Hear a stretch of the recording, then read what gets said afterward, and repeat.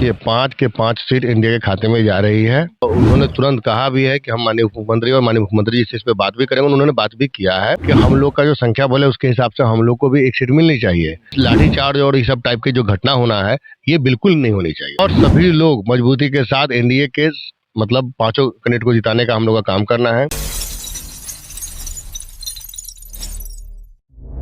आवाज जनता की।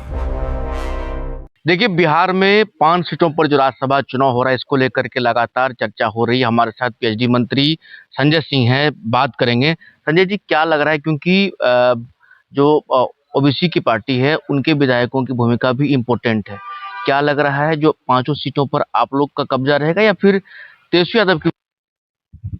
देखिए 5 के 5 सीट इंडिया के खाते में जा रही है और हमारे नेता आदरणीय चिराग पासवान जी के साथ हम लोग का उस दिन बैठक भी हुआ था परसों। उन्होंने सीधा तौर पे कहा है कि सभी विधायक अभी पटना में बने रहें और सभी लोग मजबूती के साथ एनडीए के मतलब पांचों कैंडिडेट को जिताने का हम लोग का काम करना है। लेकिन हम 19 विधायकों ने मांग रखा है अपने राष्ट्रीय अध्यक्ष जी से कि हम लोग का जो संख्या बल है उसके हिसाब से हम लोग को भी एक सीट मिलनी चाहिए।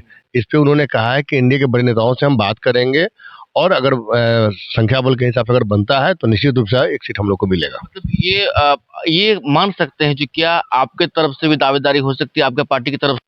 दावेदारी हम लोग नहीं कर रहे हैं, हम लोग अपने नेता के समक्ष अपनी बातों को रख रहे हैं। अब जो भी निर्णय हमारे राष्ट्रीय अध्यक्ष जी लेते हैं और ये हमारे यहाँ पार्टी में शुरू से हम लोगों ने ये बना रखा है कि हम लोग अपनी बात अपने नेता के सामने रखते हैं और अंतिम निर्णय हमारे नेता का होगा। अगर हमारे नेता को लगता है कि नहीं सीटें मांगनी चाहिए तो निश्चित रूप से इंडिया के बड़े नेताओं के साथ वो बैठक करेंगे और बैठक में इस बात को रखेंगे। निशांत कुमार को लेकर के भी चर्चाएं हैं, क्या राज्यसभा जाएंगे तो आप लोग स्वागत करेंगे? अच्छी पहल है। बहुत शुभकामना है मेरी कि एक नौजवान व्यक्ति अगर कोई आता है और कोई नौजवान अगर राजनीति में इस प्रकार से अगर अपने कदम को बढ़ाते हैं तो ये स्वागत योग्य कदम है। क्योंकि आप देख रहे होंगे जितने भी युवा जीते हैं ना, युवाओं का काम करने का एक अलग जोश होता है। वो समय भी देते हैं, क्षेत्र में भी घूमते हैं, फील्ड में समय देते हैं, आम लोगों की समस्या सुनते हैं।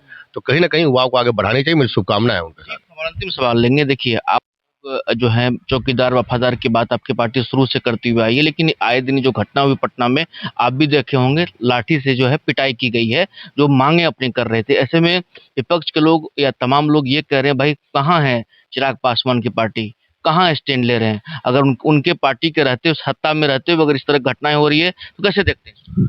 देखिए हमारे नेता आदरणीय चिराग पासवान जी उसी दिन उन्होंने ट्वीट किया था और उन्होंने कहा है कि ये गलत है और इसका उन्होंने तुरंत कहा भी है कि हम माननीय मुख्यमंत्री और माननीय मुख्यमंत्री जी से इस पे बात भी करेंगे। उन्होंने बात भी किया है कि इस प्रकार की घटना नहीं होनी चाहिए और आए दिन कभी भी अगर इस टाइप की बातें हो तो इस लाठीचार्ज और इस सब टाइप की जो घटना होना है ये बिल्कुल नहीं होनी चाहिए।